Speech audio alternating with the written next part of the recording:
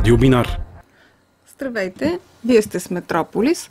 Днес ще говорим за един от феномените на градската култура – феминизма, или за изравняването на социалната функция и правата на двата пола. Както всяко явление, така и феминизмът има и положителни, и отрицателни страни. Криво разбрания феминизъм издига в култ качества като студенина, външно преуспяване, борбеност и създава презрение към чисто женските черти като търпеливост, сърдечност, чувствителност. Феминизма в страните, в които основните права на двата пола са изравнени, губи своите привърженици. Въпреки това, в много от тези държави е налице сравнително високо ниво на дискриминация към жените. Това отчита последния доклад на Хелзинкския комитет.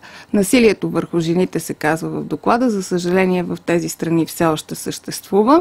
Ще се върнем на този доклад по-нататък в предаването в разговор с Адела Качаунова, юрист към Българския Хелзинкски комитет.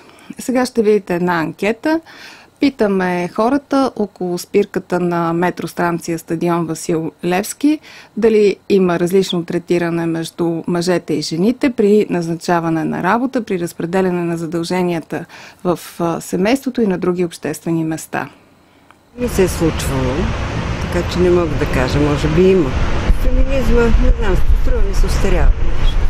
В някои области, да, в трудовата. Най-вече. Пример, какво да кажа? Тези, които чисто мъжки. Макар че вече колкото съм чула напоследък, да речем в областта на военните дела и на жени. По-скоро обратното, че вигите са повече в заведенията, вход свободен, дрехите са повече за тях. В такъв смисъл дискриминация, в положителна, ако мога така се каже. Наистина на много места има дискриминация, обаче не само към жени, към мъже. Примерно, понеже сте учител от университета, има преподаватели, които по-се разбират с различен пол. Ами със сигурност, все пак, нали, те са все пак по-силния пол. Те имат и много по-големи възможности, за това може би. Може би единствено, че когато трябва да наемат една жена на работа, имат в предвид дали тя е майка вече, дали ще става майка, дали предстои да бъде много често в болнични, което това е основното, което би разделило мъжете от жена. Няма равноправие, няма и управия в България. Вече до такава степен хората сме отчаяни от всичко, което става в тая държава, че може изобщо да реагираме на нищо. Ако една жена привлекателна има ум колкото един мъж, по-скоро биха взели жената. Има жени с много по-големи позиции от мъжете. И конкуренцията е навсякъде, без значение мъже или жени. Конкуренция има. Ако ще търсиш работа и си конкурентоспособен, не виждам причина, примерно, да предпочитат мъж или жена, стига да отговаря на критериите. Маци обясните ще така, че до някъде дъщеря ми как да уважава свикърва си, пък предполагам, че снахата ще трябва да уважава някъде. Отдавна се започна от възпитанието на семейството. В интерес на истината, аз уважавам този празник. Надявам се, че не само защото ние жените трябва първо себе си да уважаваме, пък след това да се надяваме, че ще накараме по този начин другите да уважават нас. И момичетата са по-слаби и не бива да се бият. Мъжете гледат те да стоят над жените. Жените искат... На днешно време жените искат да са над мъжете и целят те да се покажат като самостоятелни и не искат мъжете да ги контролират. Обаче мъжете пък изобщо не искат да погледнат на жената като по-слабия пол и да й помагат в домакинската работа и по-скоро се правят на мачовци. Това са устарели такива неща, според мен, нали, мъжа да носи хляба, пък жената да гледа децата. Това са устарели неща днес. Който има възможност, той работи, пък другия гледа децата, така или смяна. Не мисля, че това е определящо в днешния ден. Поделяме ангажиментите. Който както си го направи. Казаното в анкетата се потвърждава и от данните, изнесени от Комисията за защита от дискриминация. В информацията, която ни беше предоставена от ведомството, се казва, че през последните 2 години общо има 22 преписки заведени за полова дискриминация. Една от тях е заведена от мъж, останалите 21 са заведени от жени. Касае се обикновено за неравнопоставено третиране на работното място, по отношение на повишаване и квалификацията на жените. Има няколко преписки заведени от жени, работещи в сферата на МВР и на Военното министерство. Иначе в България феминизмът не е имал никога дълбоки корени. Чухме и в анкетата, повечето от жените не са профеминистично настроени. За много дълъг период от време, 45 години, това е периода след Втората световна война до 89-та година, равните права на двата пола бяха изкуствено създадени и се превърнаха в задължителна част от идеологията на тогавашния социалистически строй. По това време се създаде и днешния празник 8 март, който се утвърди като празник на работещата жена, Ден на колежката, с задължителния служебен банкет. По този повод днес във Фейсбук се организира ретро-парти с костюми от киноцентъра. Въпреки че много жени в България и Европейския съюз не симпатизират на феминизма и гледат на него като на остатък от миналото, у нас има какво да се желае по отношение на дискриминацията и насилието срещу жените. В други части на света обаче обществата, които са значително по-затворени в културно отношение, като Русия или арабския свят, феминизма се ползва с далеч по-голяма популярност. Както знаем от новините, има даже и така политическо значение. До голяма степен у нас са били доста ограничени правата на жените преди 100-136 години, във времето непосредствено след освобождението. Тогава гимназиите са се деляли на мъжки и на девически. Причината за това е било не само запазването морала на подрастващите, но и разликата в обема, съдържанието на преподавания материал, а също и времетраенето на гимназиалния курс. Ясно е, че момичетата са били ощетени. Тези разлики в образователния процес са били използвани за това в началото, след освобождението, жените да не бъдат допускани до висше образование. Това е станало за първи път през 1901 година, когато жените са били допуснати като слушатели в Софийския университет. Заслугата е на видната общественичка Екатерина Стоичкова, която внася петиция през 1886 година в Народното събрание и това нещо е разрешено 5 години по-късно.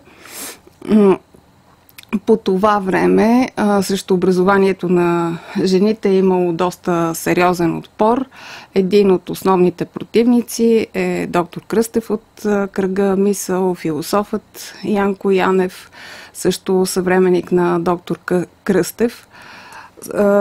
След освобождението, в периода между Първата световна война и Балканската война, се създават и много женски организации, Български женски съюз, Съюз равноправие, в който участие взимат видни интелектуалци и общественици, като Ана Карима, Сандра Йовчева, Мария Джидрова.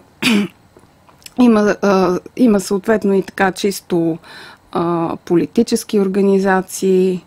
Една от тях е организацията на българските жени, които са били членове на Социалистическата партия и които са защитавали своите политически искания. За това дали българската жена е равноправна днес при търсене на работа, по отношение на заплащането, а също така и по отношение на останалите социални дейности. Разговаряме с Адела Качунова, юрист към Българския Хелзинкски комитет. Промениха ли се социалните роли на мъжете и жените от 80-те години до днес? Промени, разбира се, има, но можем да погледнем няколко основни неща и да преценим доколко те са фундаментални. Да вземем, например, името, с което получават децата. Дали фамилно или бащино име. В момента българския закон не позволява да се прави избор между фамилното име. Детето получава фамилното име на бащата. И единственият начин майката да има така видима връзка за околния свят с децата си е тя да приеме фамилията на съпруга си. Закона по никакъв начин не разрешава детето да получи фамилното име на жената, на майката, дори и двамата родители да са съгласни за това. Същото положение и с бащиното име. Има съвсем скорошен случай в Комисията за защита от дискриминация, в който една майка иска нейното дете да носи нейното майчино име, като второ, като презиме. Но това не е разрешено нито от законодателството, нито от комисията. Това не се счита за дискриминация. А то е точно такава, защото една майка няма друг начин да покаже, че тя е майката на тези деца, както казах, освен чрез фамилното име на съпруга си. Или да вземем, например, обращението на госпожа или госпожица. Единственото, което казва това обращение е жената омъжена ли или не. Т.е. тя обвързана ли е с мъж или не. И по някаква причина госпожица така звучи леко омаловажаващо. От една страна то налага стереотипа, че жената е млада и хубава, затова бива наричана госпожица, така че и много жени всъщност предпочитат да бъдат наричани госпожици. От друга страна, на госпожата се придава по-голяма тежест. Това звучи сериозно, но пак казвам, то е двустранен проблема. Хем се отнасят леко пренебрежително хората, наричайки някой госпожица, хем жените от друга страна често го желаят. Така че това е проблем в нагласите. Тоест и ние не знаем самите като жени кое предпочитаме. Ами да, по-скоро приемаме ролята защо ние трябва да бъдем млади и хубави, че да сме ценни. Това възрастта обесценява ли ни по някакъв начин? За съжаление, това са така стереотипни нагласи в обществото, които са наложени от дълго време. Докато същото не може да се каже за мъжа. Мъжът веднъж излязъл от детската възраст, той е господин и точка. На него му се дължи еднакво уважение. Независимо от неговото семейно положение, независимо от неговата възраст, независимо от външния му вид. Той е господин. Докато за жената значение изведнъж имат много други фактори. В българския ефир се излъчват редица реклами с подчертано сексистко значение. Също така имаме и доста устойчиви словосъчетания, които така отвеждат в тази насока. Как влияят те върху дискриминацията върху жените? Разбира се, медийната среда изобилства с подобни примери. Като погледнем рекламите, които тъкат по медиите, електронни телевизии и така нататък, те са и не става дума за определени реклами, тази или онази, че е сексистка или че представя даден стереотипи за жената или за мъжа. Те всъщност, това е масата от рекламите. И така е съвсем нормално, няма реакция примерно срещу реклама, в която семейството се връща от семейна ваканция и жената щастливо пере дрехите на семейството си, докато съпруга и тримата им сина се наслаждават на свободното време. Какво пречи ролите са обърнати в този случай? Езиково също е много, много важен въпрос, защото често се използват женския полов орган за обида. Да. Както външният ни министър Вигенин нарича на вагинин, но някак остава неясно защо това е обидно. Защо тази връзка е по някакъв начин негативна. Също Има и доста по-нецензурни примери за подобни обиди, разбира се. Друг български журналист, срещу който Хелзинкски комитет води дело в Комисията за защита от дискриминация, пък нарича политиката, че това е лека жена в цикъл. Т.е. тя хем смърди, хем няма да ти свърши работа. И срещу това нещо, което се появява по телевизията в гледано време, няма реакция. Обществото някак е заспало. Той имаше един друг водещ преди това с шоу в една ефирна телевизия, който така доста вицове казваше по адрес на жените и доста така негативни изказвания ми е правило впечатление. Слави Трифонов. Да. Същия водещ пък има една песен, която беше доста популярна преди време, която определено така на пръв поглед не е нецензурна. Няма не искам, няма не дей, щом те желая, ставам злодей. Която така се пееше много напоително и течеше навсякъде, където човек отидеше. Всъщност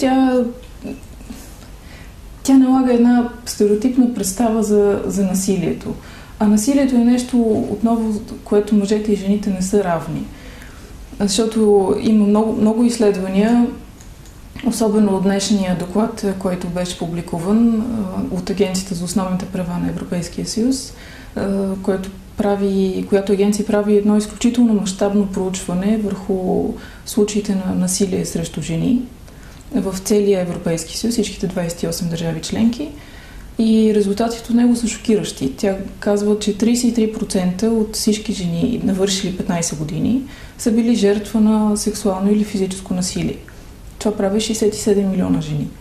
Да, наистина е внушително. Да, същия процент малки момичета са били жертва на физическо или сексуално насилие през детството им, от възрастен човек. И това са само по-тежките случаи. А един голям процент от жените, 67%, не съобщават за претърпяно насилие от техен партньор. Така нареченото домашно насилие. И причината често може да се каже, защото те се срамуват. Жертвата се срамува. Докато срамно е единствено насилието, а не положението на жертва.